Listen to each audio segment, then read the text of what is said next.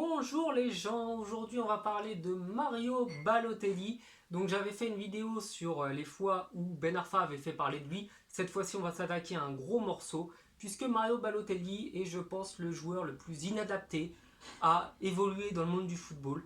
Un joueur très particulier dans son monde.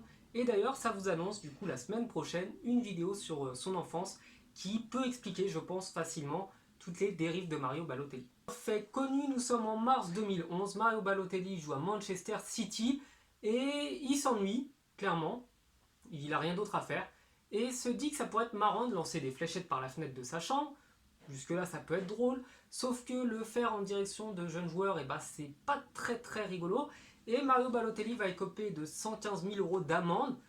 Bien entendu, 115 000 euros, c'est pas grand chose pour lui, et ça va lui valoir une merveilleuse chanson, mais ça, je reviendrai dessus plus tard avec les autres faits sur Balotelli. Lors d'un match contre l'Ukraine avec l'Italie, Balotelli, qui visiblement n'est pas concerné par le match, demande à être sorti, donc l'entraîneur va le sortir, au prétexte qu'il est allergique à l'herbe. Donc bon, ce motif est tout à fait valable, je pense honnêtement qu'au royaume du foutage de gueule, c'est parfaitement acceptable. Et ça va lui valoir une chanson en Angleterre rappelant qu'il est un très bon joueur de fléchettes, qu'il est allergique à l'herbe et qu'il se balade avec des grosses sommes d'argent sur lui. Donc Mario Balotelli, sûrement un mème à lui tout seul en Angleterre. Toujours avec l'Italie, décidément c'est quand même pas de bol, donc Balotelli s'ennuie puisqu'il est sur le banc et il va décider de ramener son iPad pour se mettre à jouer. Donc je ne sais pas à quel jeu il jouait, malheureusement on n'aura jamais su, mais honnêtement, quand vous êtes joueur professionnel et que vous êtes sur le banc de votre section nationale, vous devriez vous sentir content d'être là.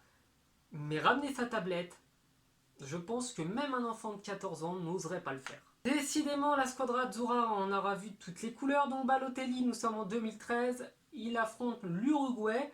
Et un truc bizarre, mais il n'aime pas le maillot de l'équipe d'Italie. Il trouve qu'il est moche, il trouve qu'il est moins bien que celui d'avant. Et donc il va faire toute une mi-temps avant d'être forcé à changer de maillot avec son ancien maillot, donc l'ancien maillot de l'équipe d'Italie, celui de 2012. Donc ça va pas être vu tout de suite et c'est seulement en deuxième période du coup qu'il a obligation de changer son maillot. Dernièrement, Balotelli était à Naples et il va lancer un défi à un mec. Est-ce que tu es capable de te lancer dans le port avec ton scooter si je te donne 2000 euros?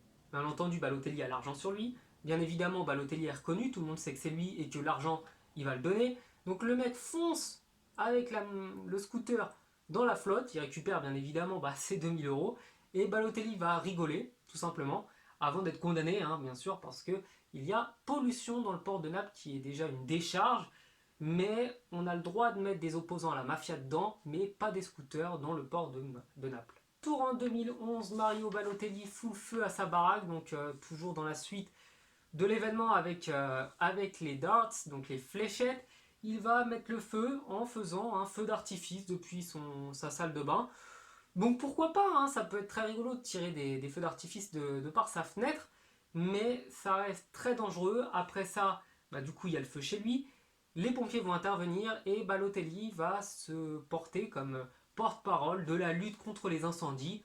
Donc bien entendu, on se doute qu'il a été un petit peu contraint à le faire, mais événement très drôle sur Balotelli. Avant-dernier, lorsqu'il était à l'Inter, dans son contrat, il y avait interdiction formelle de faire des sports dangereux, donc je crois que le ski en fait partie, et également le karting, puisque vous pouvez vous exploser les genoux en cas d'accident. Donc il va accepter, sauf que Balotelli, enfant de 5 ans comme il est, va aller sur un circuit avec sa Ferrari, donc il a respecté l'ordre qui lui était donné, mais Balotelli, honnêtement, en faisant ça, a encore une fois, malgré tous les autres événements, montré le niveau de maturité hallucinant qu'il avait. Et enfin, on va conclure avec le dernier, qui montre qu'il y a quand même un petit peu de réflexion chez lui. Un jeune enfant était venu lui demander un autographe après un de ses entraînements, quand il était en Angleterre. Il va lui demander pourquoi il n'est pas en cours, puisque un enfant théoriquement de son âge devait être en cours à ce moment-là. Et le petit va lui expliquer qu'il est harcelé à l'école. Donc Balotelli, ni une ni deux, va pas réfléchir plus de 5 secondes, va demander à l'enfant de le suivre dans sa Maserati, va aller avec lui à l'école, va demander à rencontrer le directeur, puis à rencontrer l'élève qui justement harcelait ce pauvre gosse, et va lui faire la morale pendant plus d'une demi-heure sous les yeux du directeur qui ne dit rien, et lui faire promettre d'arrêter de harceler les enfants, Donc Mario Balotelli, malgré tous les défauts qu'on lui connaît, et honnêtement je pourrais faire une vidéo de 2 heures rien que sur lui, est un joueur avec un cœur en or, avec quand même beaucoup de bonté en lui, et du coup je vous annonce la semaine prochaine, comme je l'ai dit en début de vidéo, une vidéo sur son enfance pour un petit peu mieux comprendre le personnage.